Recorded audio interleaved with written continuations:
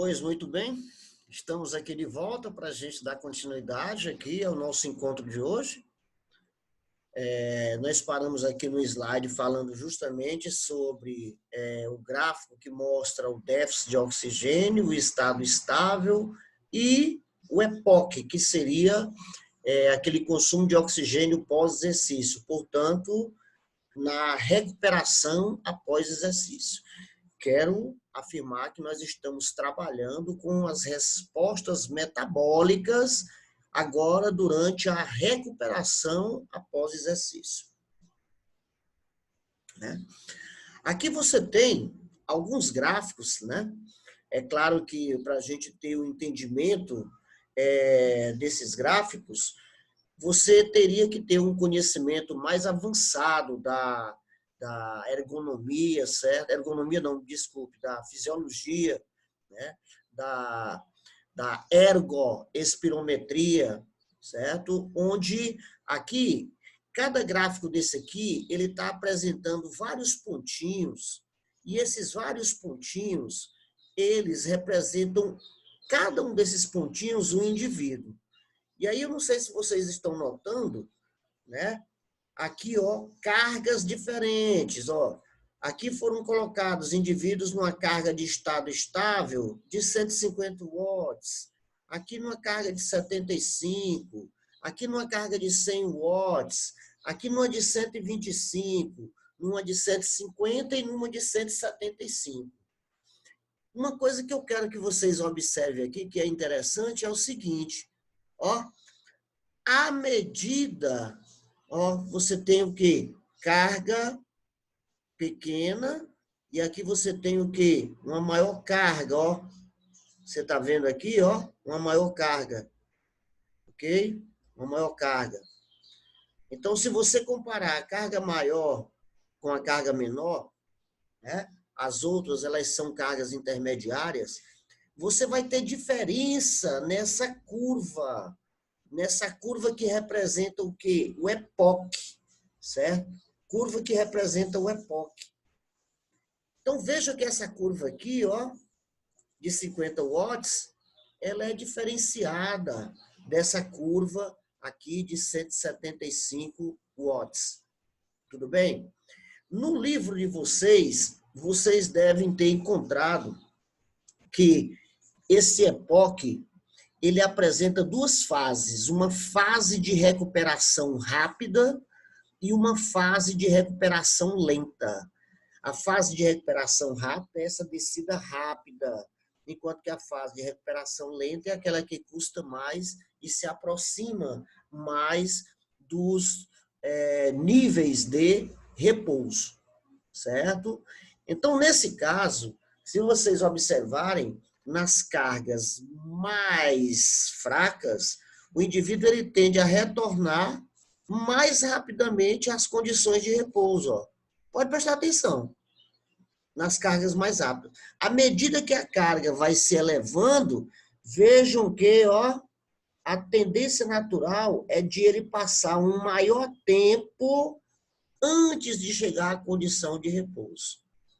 Certo? Porém, você nota o quê? Que sempre você vai ter uma fase que ela é rápida. E essa fase rápida é justamente o momento em que você vai ter o quê? A chamada ressíntese dos fosfagênios, que são aqueles elementos que constituem o sistema ATP-PC. Certo? Enquanto que a fase lenta, ela está relacionada aqui à remoção do ácido lático, aquele ácido lático que é produzido lá naquela condição de quem? De déficit de oxigênio, certo? Parte desse ácido lático ele é consumido numa prova aeróbica. Porém, se a prova for uma prova de curta distância, de alta intensidade, esse ácido lático ele se acumula e permanece acumulado durante o decorrer da prova. E ele só vai ser eliminado durante a recuperação após exercício, na fase de recuperação lenta. Certo? Então, como que se divide o EPOC em duas fases? a fase de recuperação rápida e a fase de recuperação lenta. Para que serve a fase de recuperação rápida? O oxigênio dessa fase serve para promover a restauração do sistema ATP-PC e leva pouco tempo, em torno de 30 segundos, 70% do consumo de oxigênio, do oxigênio necessário da fase, já foi recuperado para a ressíntese dos fosfagênios, e em torno de 2 a 5 minutos, 100% já foi recuperado. Agora, essa fase lenta, ela pode variar de 1 a 2 horas. Essa fase lenta é aquela fase em que o oxigênio está sendo utilizado com o objetivo de promover o quê? A ressíntese, não, a remoção do ácido lático que se acumulou por ocasião da prova. Fatores que contribuem para o EPOC, né? Que é o consumo de oxigênio pós-exercício. Primeiro, a ressíntese de fosfocreatina no músculo, que ocorre justamente naquela fase inicial, né? Então, indivíduos que têm uma capacidade metabólica melhor, uma capacidade aeróbica melhor, né? Eles vão ter o quê? Uma maior produção de energia pelos sistemas aeróbicos, por ocasião do término da atividade, recuperação após exercício, e, consequentemente, eles tendem a recuperar mais rapidamente esses sistemas ATP e PC, tá certo? Então, nessa fase rápida, é onde ocorre a ressíntese da fosfocreatina. Então, se lembre lá que eu coloquei 70% em 30 segundos, 100% no intervalo de 2 a 5 minutos. Já a remoção do ácido lático, essa remoção do ácido lático, ela já está relacionada à fase de recuperação lenta. E essa remoção do ácido lático, ela pode durar de 1 a 2 horas, dependendo do que o indivíduo vai realizar durante essa fase. Como assim? Se o indivíduo simplesmente permanecer em condições de repouso após a prática da atividade, significa dizer que o consumo de oxigênio diminuído durante a recuperação vai contribuir para que ele leve mais tempo para poder remover esse ácido lático. Por quê? Porque parte desse ácido lático ele pode ser oxidado na presença de oxigênio. Então, quanto maior for o consumo de oxigênio durante a recuperação, mais rápido será a remoção do ácido lático. Mais rápido será a remoção desse ácido lático. Quanto menor, é claro, mais lento será essa remoção do ácido lático. Ok? Então, seria interessante que durante a recuperação após o exercício, o indivíduo fizesse alguma atividadezinha aeróbica, certo? Para que ele pudesse remover mais rapidamente esse ácido lático. Nas bibliografias, disse que essa remoção, em se falando em indivíduos sedentários, ele deve fazer uma atividade que se utiliza em torno de 40% a 55% do seu consumo máximo de oxigênio. Já indivíduos que são atletas, de 55% a 65%, outros colocam de 50% a 65%, né, do consumo máximo de oxigênio. Outros colocam de 60% a 65%. Então, isso aí varia muito de autor para autor, dependendo dos seus estudos, ok? Então, o interessante, para você remover mais rapidamente o ácido lático dos músculos após a prática de uma atividade física, é interessante que você faça o que nós chamamos de exercício-recuperação, ok? Exercício-recuperação.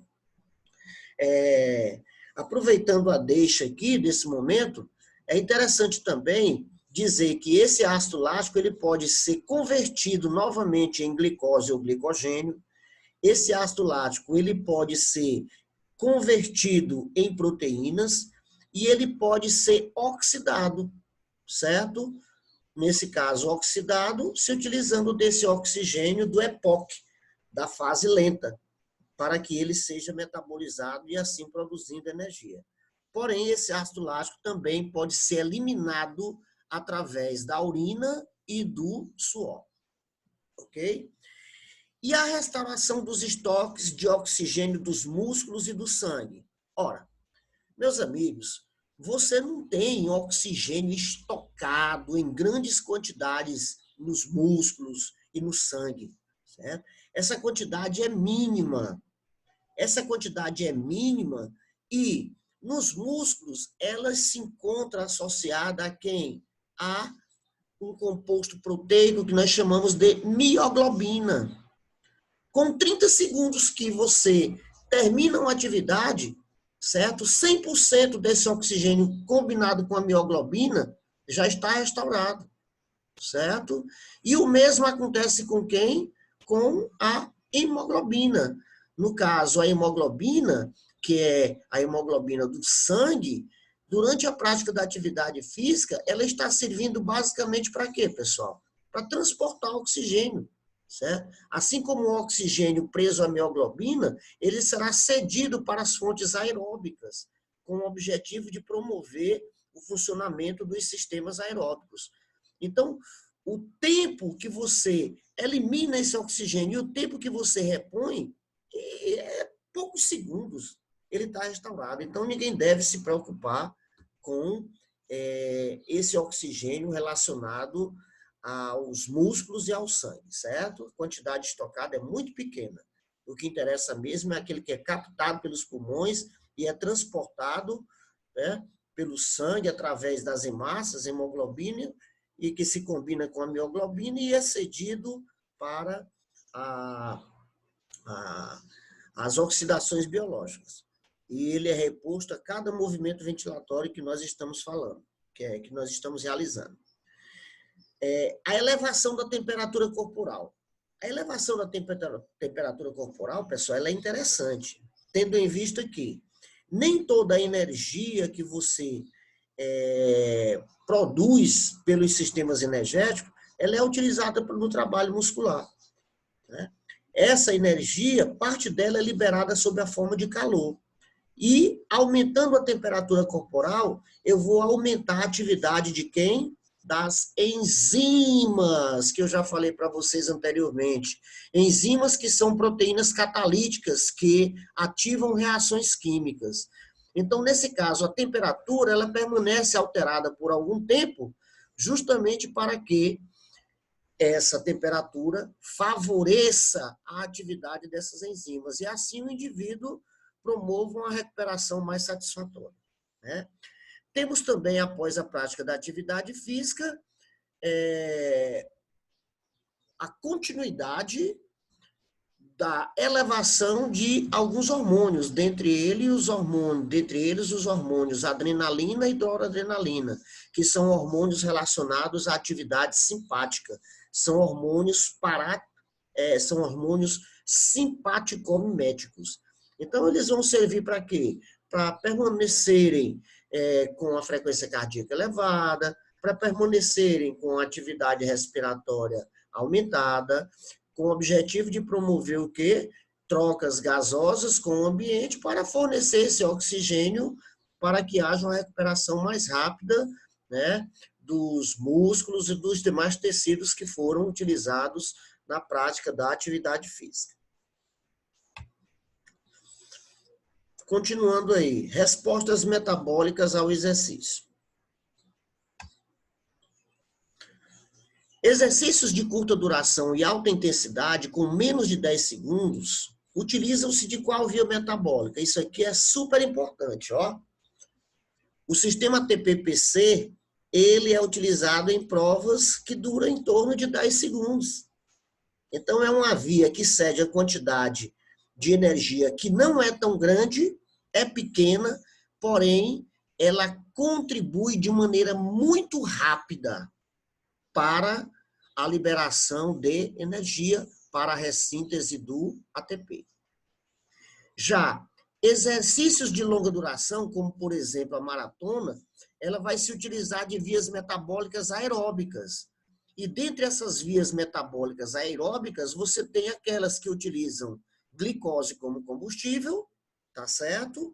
E utilizam-se também de gorduras, dependendo do tempo de atividade. Numa maratona, lá pelo final da prova, o combustível que está predominando basicamente seriam o quê? Os lipídios. Exercícios que variam de 10 segundos a 10 minutos, eles produzem ATP por uma combinação de vias metabólicas. Se lembra daquela história? Inicialmente, como eu estou com déficit de oxigênio, eu vou me utilizar das vias anaeróbicas. Porém, quando eu vou evoluindo na atividade, lá por 2, 3 minutos, 4 minutos, eu já vou ter o quê? Oxigênio suficiente para utilizar o quê? Vias aeróbicas. Sendo que aqui, nesse período, o principal fornecedor de energia, como combustível que nós temos, seria quem? A glicose.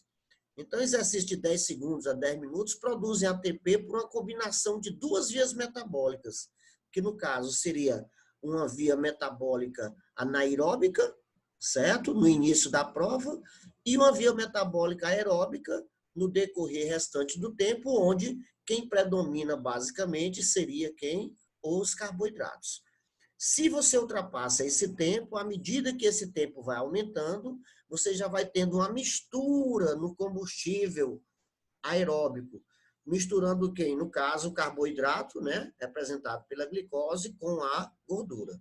E se você elastece muito esse tempo, como é o caso da maratona, você vai ter um déficit muito grande de carboidrato e as gorduras que queimam na presença do carboidrato, na chama dos carboidratos, essa gordura deixará de ser metabolizada em quantidades adequadas e para poder você manter esse metabolismo, inicia-se ou aumenta-se o processo de catabolismo proteico, ok? Na verdade, a maioria dos esportes utilizam a combinação das vias metabólicas para a produção de ATP. Isso aqui eu falei para vocês lá no início da apresentação desse grupo de slides, né? Dificilmente você tem o quê? Uma atividade em que ela seja exclusivamente anaeróbica ou exclusivamente aeróbica, ok? Então, vamos dar mais um intervalozinho aqui para que a gente possa repassar para os términos relacionados à atividade, tendo em vista que o nosso programa, ele é um programa que não suporta uma grande quantidade de bytes, tá certo? Então, vamos dar mais um intervalo e a gente retorna já, tá bom, pessoal? Espero por vocês aqui.